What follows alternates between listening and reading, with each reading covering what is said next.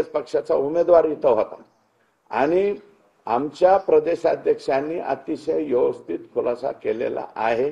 त्याच्यामुळे त्यांच्यावरती सुद्धा आता मला वाटतं तिरपी नजर कोणी ठेवू नये अशा प्रकारची माझी विनंती आहे। अजितदादांनीच त्यांच्या राजीनामाचा चेंडू आता धनंजय मुंडेंकडे टाकलेला, तुम्ही कसं बघताय आणि तुम्ही मागताय का तो? माझं म्हणणं आहे की ह्यांच्या राजीनाम्याचा संपूर्ण अधिकार हा अजितदादा पवार यांचाच आहे।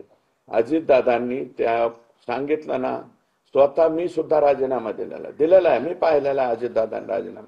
आम्ही जरी विरोधी पार्टीत असलो तरी अजितदादांनी राजीनामा दिलेला पाहिलेला आहे।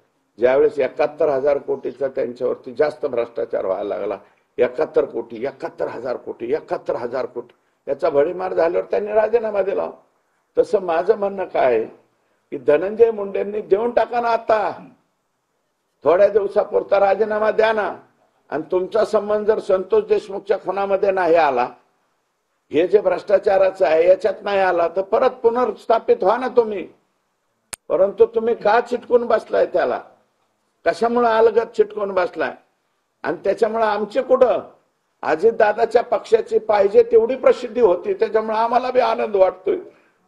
कशाला प्रसिद्धी कोणाची होते? याच्यात सर्वाधिक जास्त फायदा धनंजय मुंडे यांनी राजीनामा न दिल्याचा कोणाला होणार आहे? तर तो माननीय अजितदादा पवार यांच्या पक्षाला होणार, असं माझं मत आहे। सर्वाधिक जास्त फायदा दादा म्हणले या अगोदर ज्या तुम्ही तक्रारी किंवा जे आरोप केले यावर मुख्यमंत्र्यांकडे पण तक्रार केली आहे का आणि त्याच्यावर काही कारवाई झाली? 100% सगळ्यांच्या बाबतीत लेखी संतोष देशमुखच्या खून प्रकरणापासून मी बिंदू नामावलीच्या बाबतीत पत्र दिले। मी जे अधिकारी लोक करुणा मुंडेंच्या गाडीमध्ये पिस्तूल ठेवतात त्यांच्या तक्रारी दिल्यात, रश्मीजी शुक्ला मॅडम कडे दिल्यात, आता एसीबी कडे सुद्धा देणार आहेत। सगळे पत्र रेडी आहेत। भास्कर केंद्रे म्हणले ना माझ्याकडे टायर बी नाही, भास्कर केंद्रेकडे काय काय आहे त्याचे सगळे पुरावे कुठून येतात? मला परळीतूनच येतात।